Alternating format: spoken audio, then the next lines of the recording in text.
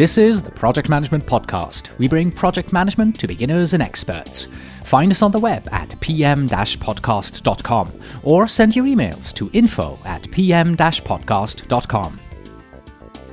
Hello and welcome to this premium episode number 171. I am Cornelius Fichtner. This is the Project Management Podcast.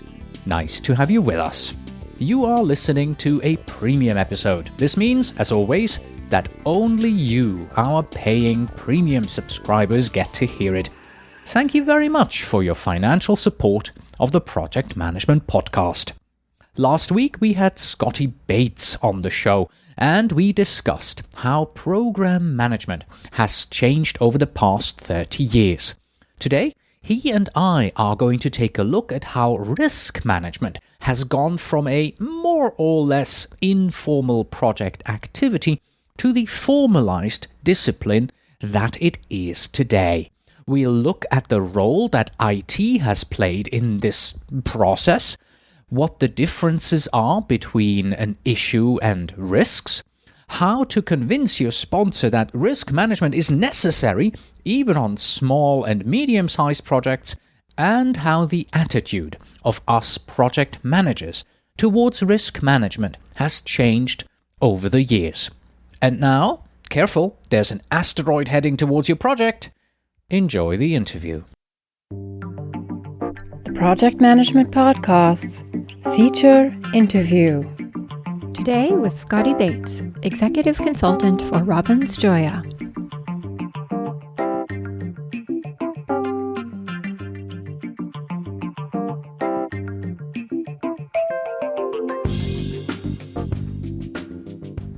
Hello, Scotty, and thank you very much for coming back on the Project Management Podcast to discuss the formalization of risk management in the past 30 years. Happy to have you back. Well, thank you, Cornelius. It's good to be back, and Happy New Year to you. Thank you.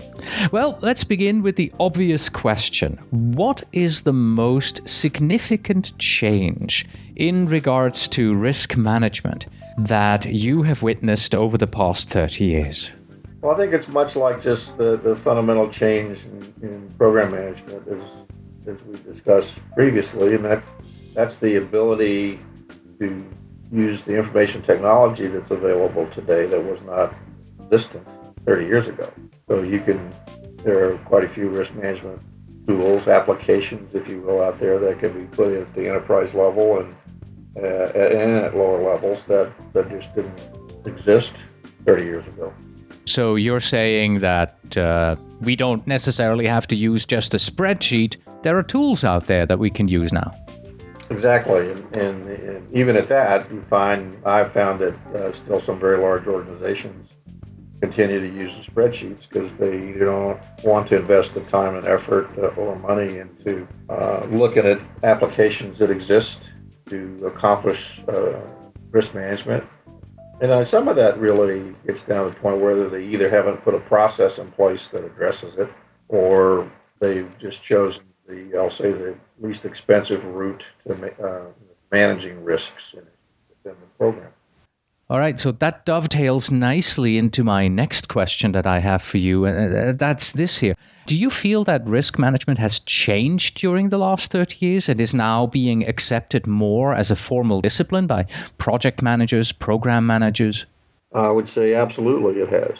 I think that it was still there. I mean, there were obviously the need for program managers to manage risks in a program, and I think if you remember the last time we discussed this, that the fundamental role of a program manager was that of risk management, so that really hasn't changed. But the ability to have a program team identify risk and attempt to mitigate those and manage those is much better today than in the past, largely due to the ability of, I'll say, the IT world to provide applications and just the technology to have that done. In the time before the interview when we discussed, what we were going to talk about, one of the sentences that you wrote was that you feel that the processes today, they are more comprehensive, yet they are less time consuming. Is this mostly due to the influx of IT? I think it's partially. I don't think it's mostly due to that. I think that's a very significant part of it.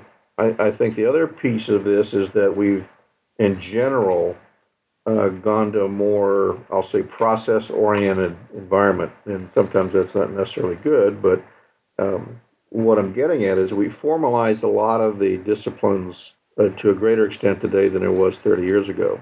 So let's say we started looking at Deming's principles 30 years ago, and the business process reengineering, Mr. Champion Company. So we've gotten to where we are heavily using integrated product or process teams and trying to look at the business of program management from a process perspective. And risk management is but one of those areas. So we've taken the idea of, say, a handful of risks that could be identified and managed up front to where that is certainly more formalized today. It has to be something supported at the top level and driven on down. You can do a risk assessment across a program. You can drive that down within the program team into against the WBS structure, if you will, and really kind of down to where the control accounts are grouped within that structure. And the control account managers then become your risk managers for the risks that exist within those control accounts. That really wasn't something that was done formally 30 years ago. And there are tools, applications, if you will, that can be utilized to make the identification of risks, the management of risks, the status and updating of risks a lot easier than was possible 30 years ago. So there are efficiencies associated with that. Does it add a little bit of time and burden on the organization? Yes. But I think that's essential if you're really going to keep the potential risks or the risks that could become, something that would impact a program in one area or another from happening. So that I think that speaks to the fact that the process orientation of many of our disciplines is a lot more prevalent today than it was 30 years ago. Mm-hmm. I know you have a big background within the U.S. government, and that you feel also that risk management has gained greater acceptance and is more widespread now within the U.S. government. Why do you feel that this is the case, and why has it changed over the last 30 years? Well, that's a good question. I think that the change really is one of, while there is the ability to identify and more formally recognize risk within a program, then the oversight and governance above the program management level is come to demand that happen, I think. So you end up with a risk management plan. A lot of the plans you put in place within a program, such as communications management, configuration management, which has been there for years, and things like that. So we've got these kinds of program management documents and processes that cause them to be drafted and put into existence that really weren't that formalized 30 years ago. That was essentially why I think it's a little more formalized than it has been. Obviously, IT and the capabilities that we are being given through risk management tools has had a lot of influence in, the furthering of the cause of risk management. However, do all these new capabilities that IT has given us, do they effectively give us better risk management? The processes that are available, or is it just that now we are able to do things at the click of a button, but it's not really more effective and improved risk management? No, I think it is. It can be more effective, I'll put it that way. And the reason I say that is if you do have an identified process up front and then you follow the life cycle methodology of doing an initial risk assessment before you launch a program, and you identify your known risks. You've got a risk in another area, so you have a category of unknown risks that you can't define, but it's going to happen. And then you have the infamous unknown risks, or UNCs as we used to call them, which are still called that today, to my knowledge.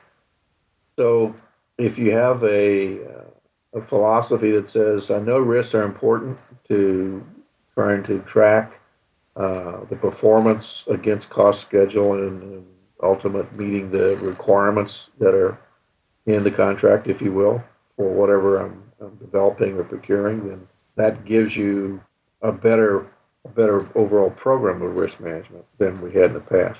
I recently read a white paper by PMI about PMOs. And in that white paper, they talked about the fact that PMOs are more and more starting to build risk databases within the organizations. How well do you feel that lessons learned and risk databases from risk management are used and implemented within organizations, within companies? My personal experience is that risk management is something that lessons learned at the end and then handing it off to the next project is something that, tends to get forgotten, even though it is quite important and we should keep track of, past mistakes and move them on to the future. Well, I would say that your perception is what I've seen, and that's that while there may be a concerted effort to do lessons learned and keep a database of those and a database of risks and issues, if you will, that they're not well utilized to the extent that they could be. And I think that may be the nature of the way things are managed within either the government or industry, for that matter, where you've got individual responsibilities. You may be reporting up different chains, and so there's a sort of a lack of integration within the organization. And even in an environment where you've got a lot of history data, if you will, trying to use that history can be tedious if it isn't communicated properly. The other thing that happens is I don't necessarily think that lessons learned are done in a timely manner, and it just may be something that can't be sufficiently communicated within an organization to be utilized early enough in a program to be of significant value. But that doesn't mean it shouldn't be driven that way. So I think if there were a process in place, an understanding of what the value of risk management could be to a program or project, it would become more viable and certainly more embraced, if you will, across an organization. So a bit of that is culture. There's a lot of cultural and organizational change that's involved in that. Mm. When we talk about risk management, most often in the same breath, people talk about issue management. So what's the difference between issues and risks? It's a great question. And I think that's one of the fundamental dilemmas out there with respect to risk management. I'll give you a quick example.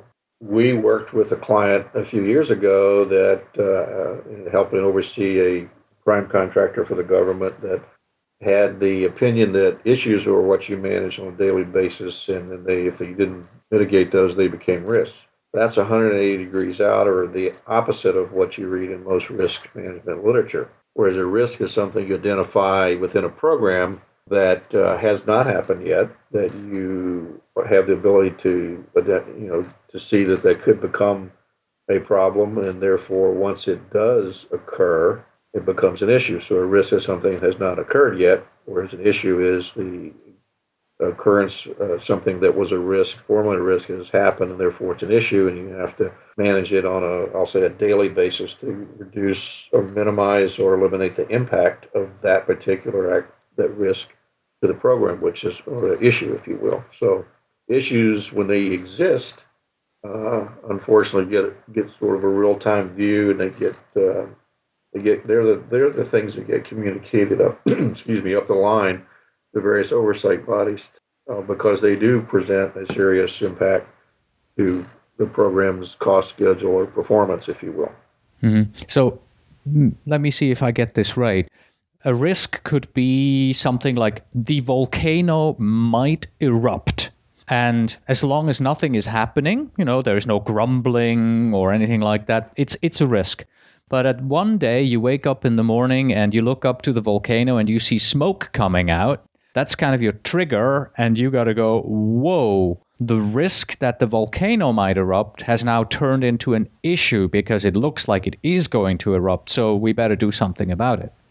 Is that about right? I would say sort of. Let me put it a little different way. First, let's say that you know that the volcano is going to erupt within a finite amount of time.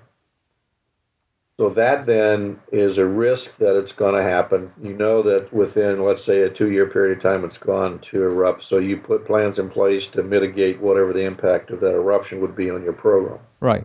If it was just, hey, that volcano's been there for hundreds of years, it may in fact erupt again sometime in the next 20 or 30 years, there's no way you can manage that as a risk. That's what I call an inherent program level risk that indeed is not really something you can mitigate or do anything about. That is another difference in perception, if you will, or the way some people implement a risk management. And that is you need to treat a risk as almost like a mini project. So let's say I know that if I don't do something about this particular activity to keep it from happening, that when it happens, it's going to be an issue. And I know it's going to happen within the next 3, 6, 9 months, 18 months, a finite period of time, not for the whole life of the program. So that gives me the ability to put a risk management plan in place. So it's just like any kind of task. You've got a beginning and end and a management plan to keep that from happening. And that is what a lot of the risk management tools allow you to do.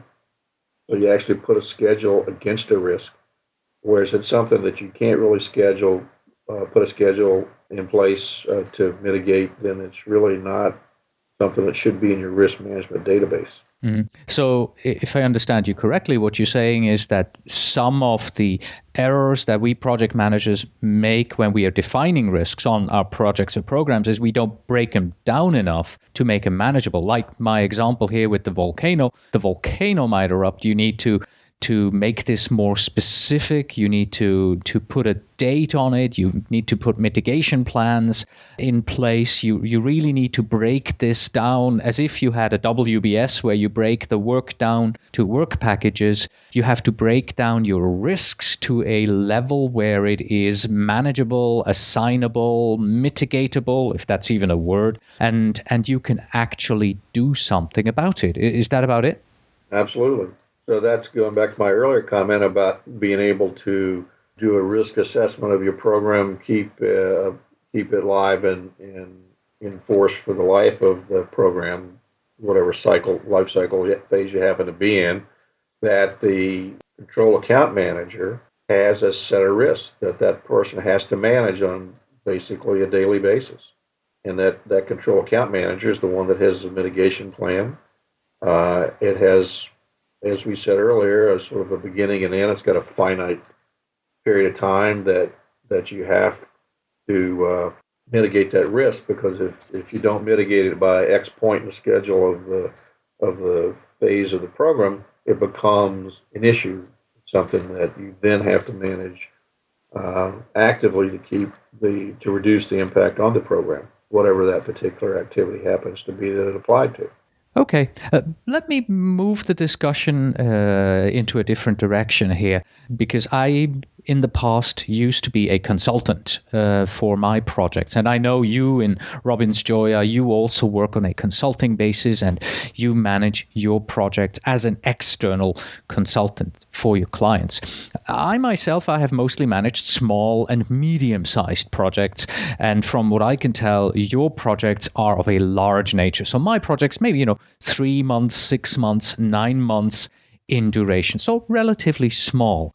So it's always been very difficult for me to, quote unquote, sell the topic of risk management to my customers because, if I work on risk management, that just adds additional hours to the project and therefore the customer has to pay more.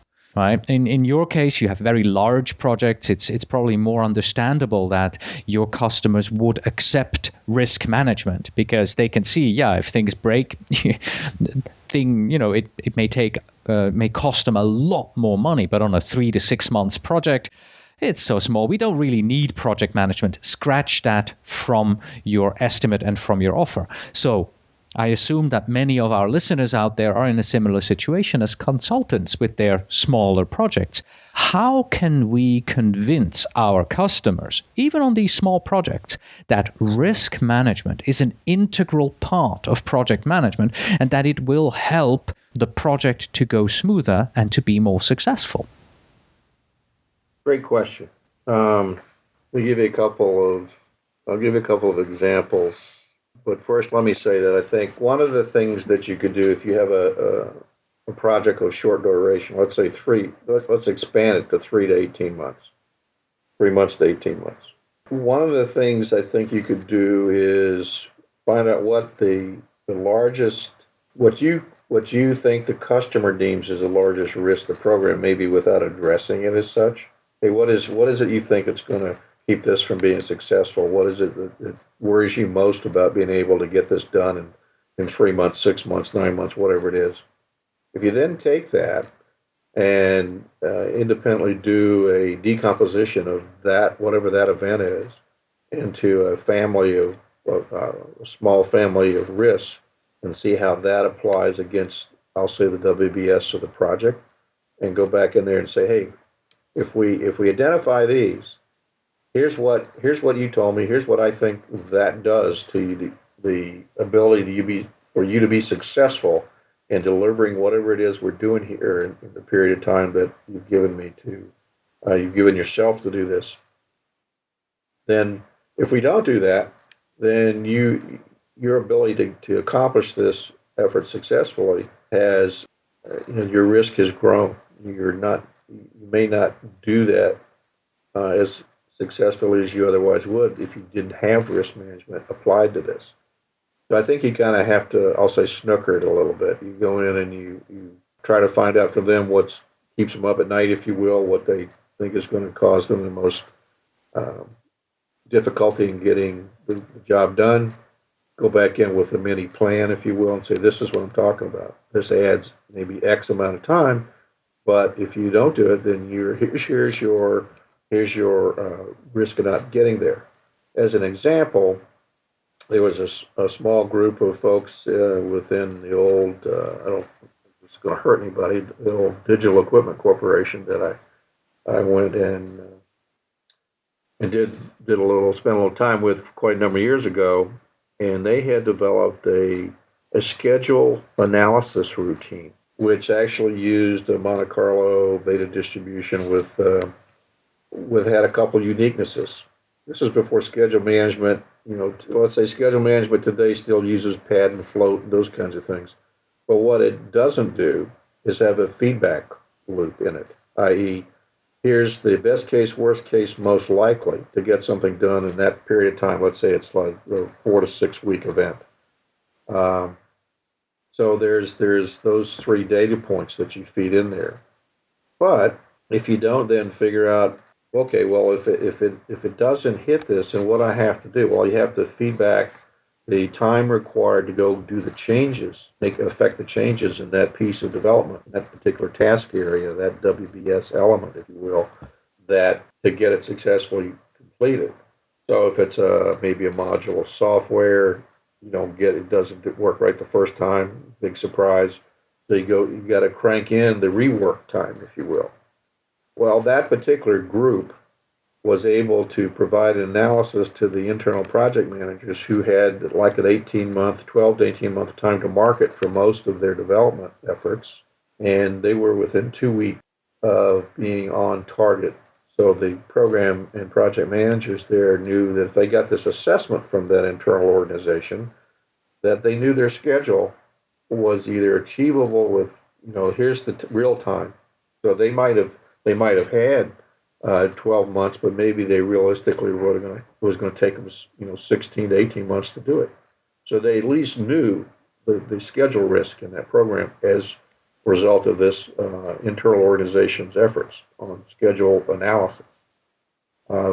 Such tools exist, obviously, for cost as well, but that to me was a very unique ability because it had the rework or feedback loop. One way they achieved that, Cornelius, was to go to the actual engineers that were doing the work and said, okay, how long does it take you to do this? So they looked at it and they said, well, okay, it normally takes me, say, 6 weeks.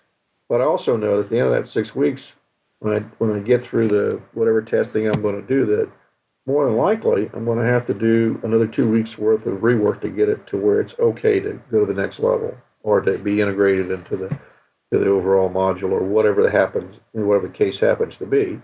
So they actually use the expertise of the individuals doing the work to add a little more fidelity to their analysis rather than just relying on the statistical routine of the program.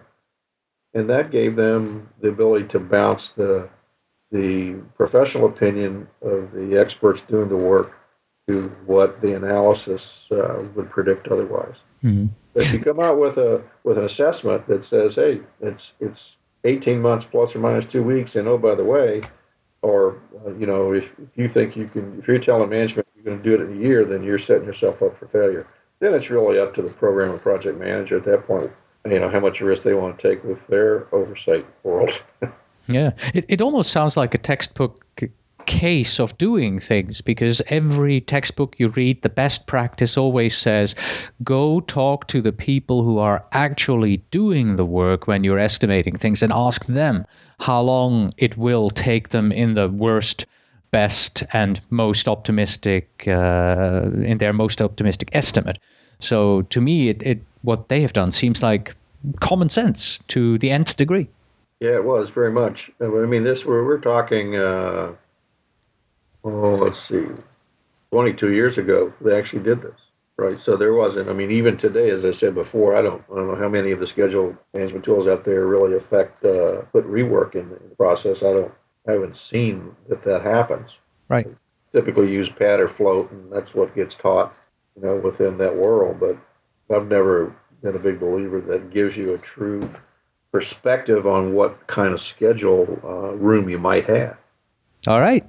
Let's talk a little bit about the attitude of project managers today towards risk management.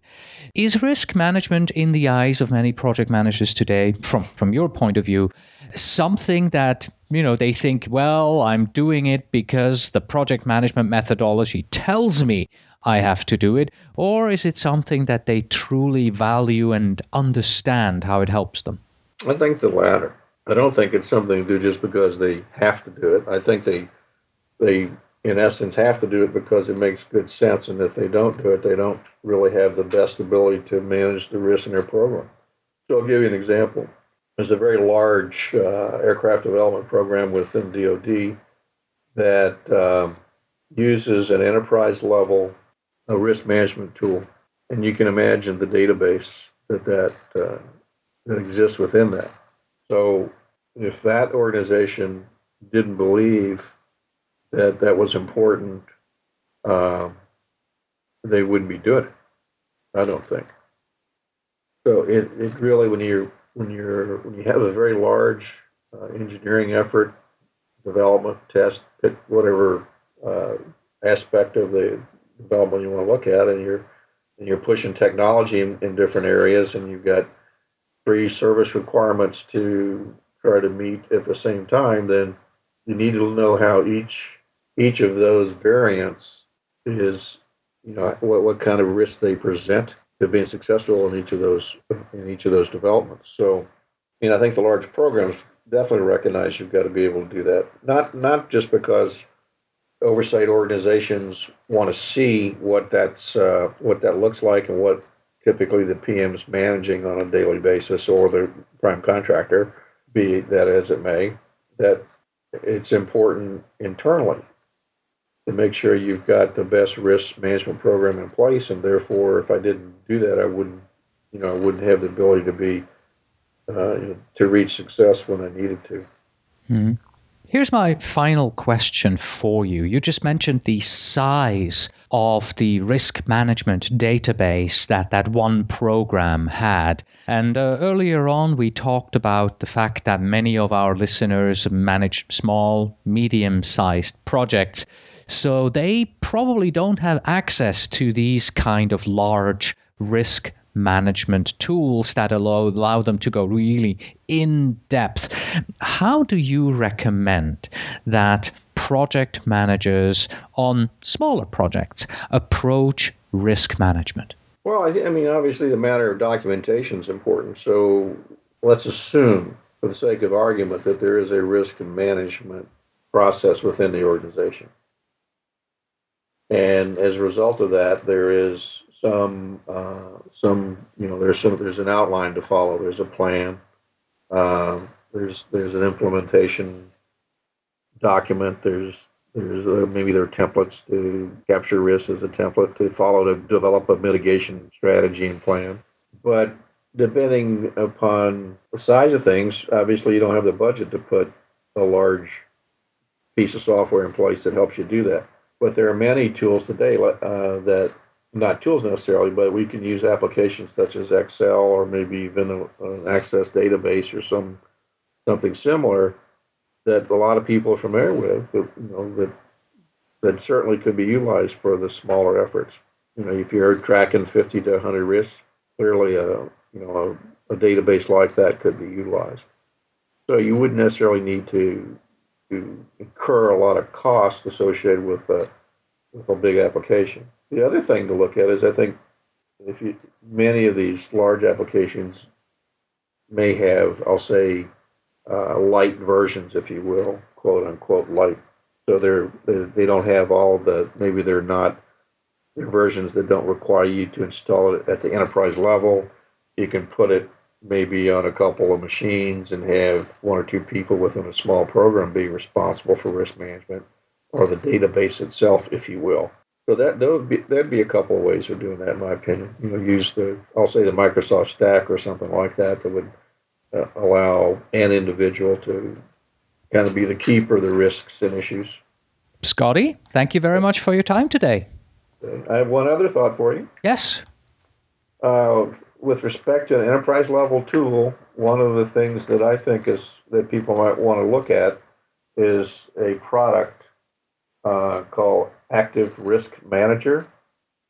It's made by a company called Strategic Thought. They're UK based, and it is in fact the tool that is utilized by one of the major development programs within the DoD, and was adopted by the client that I mentioned earlier that we had a few years ago to be put in place across their enterprise within their own Office of Information Technologies for all of their programs and projects from small to large. So it's worth taking a look at if somebody's got a large program that it warrants the use of that. The other tool I've seen people use is Risk Radar, and I'm not as familiar with that, but I know Strategic Thought's Active Risk Manager is pretty robust. Excellent. We will make sure to have links to both of your recommendations in our show notes. So, Scotty, thank you again for your time today. I appreciate you coming back and talking to us about risk management. Well, you're quite welcome, Cornelius. Have a good day. And that was our discussion with Scotty Bates on the formalization of risk management. That's it for today. Thank you very much for listening. As always, you can find us on the web at pm-podcast.com. If you are a PMP or a PGMP and you are looking for a simple and effective way to earn your PDUs, then, well, podcasting is the way to go. Try the PDU podcast. Get a new webinar and at least one new PDU every month on autopilot. Stop by at pducast.com. That's pducast.com. Please send your emails to info@pm-podcast, and when you write, yes, please tell me where in the world you are writing from. And finally, we have this. If you perceive that there are 4 possible ways in which a procedure can go wrong, and then you develop an appropriate risk response plan for each, then a 5th way will promptly develop. Until next time.